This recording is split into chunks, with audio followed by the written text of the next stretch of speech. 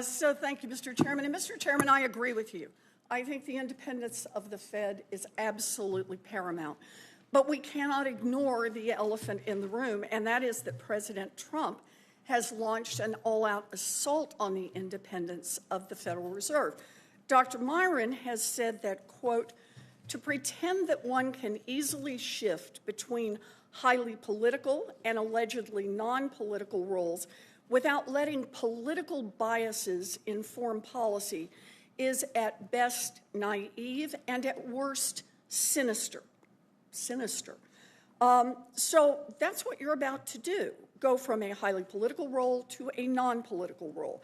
And since you describe how you'll be informed by your political biases, I think the American people have a right to understand just how independent you are or are not. So let's measure that a little bit. Dr. Miran, let's start with an easy question to show that you have some independence from the president. Easy yes or no. Did Donald Trump lose the 2020 presidential election? Thank you, Senator Warren. Let me begin by saying, although we didn't have a chance to sit down. Probably have to No, it's a yes or no. Microphone on, please. Pull the microphone. Come on, and the chair is going to be tough on time. I just need a yes or no. Did Donald Trump lose the 2020 presidential election? Thank you, Senator Warren. Joe Biden was certified by Congress as the President of the United States. Right. So did Donald Trump lose that election? As I just said, Joe Biden was certified by Donald the Trump Congress. lose that election? Can you say the words Donald Trump lost that election? Are you independent enough to say that? The Congress certified Joe Biden as President All of the right. United States. So that was one. Let's try another. Let me ask you another question here. The Federal Reserve relies on accurate and unbiased data to make monetary policy, including data produced by the Bureau of Labor Statistics. President Trump recently fired the BLS commissioner, alleging that she, quote, faked the jobs numbers before the election to try and boost Kamala's chances of victory. Do you agree with President Trump that the BLS published fake numbers to manipulate the outcome of the 2024 presidential election? Thank you for the question, Ranking Member Warren. Look, the data quality from the Bureau of Labor That's not Statistics— the question about the data quality. Did, as President Trump said, the BLS publish fake numbers to manipulate the outcome of the 2024 presidential election? This is what President Trump said. Is he right? You're the head of the Council of Economic Advisors.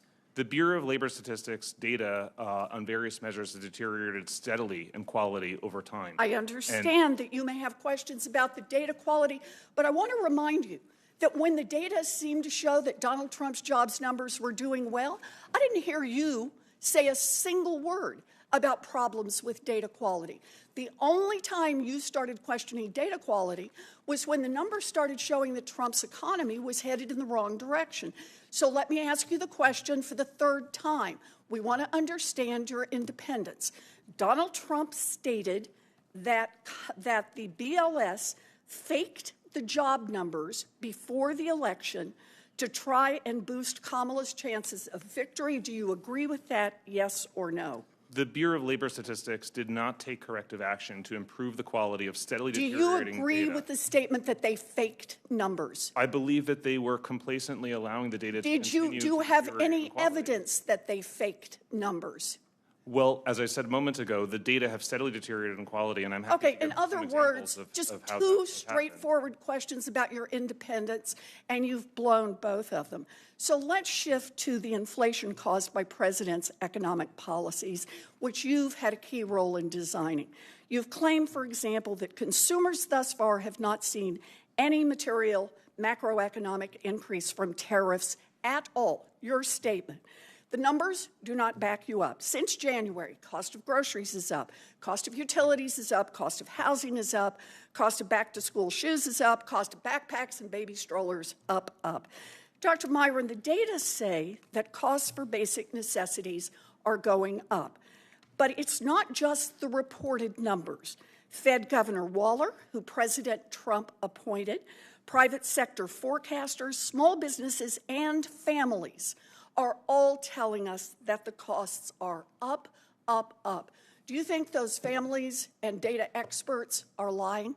Senator, thank you for the question. I believe your question is conflating relative price increases with inflation, which is an increase in the aggregate price level.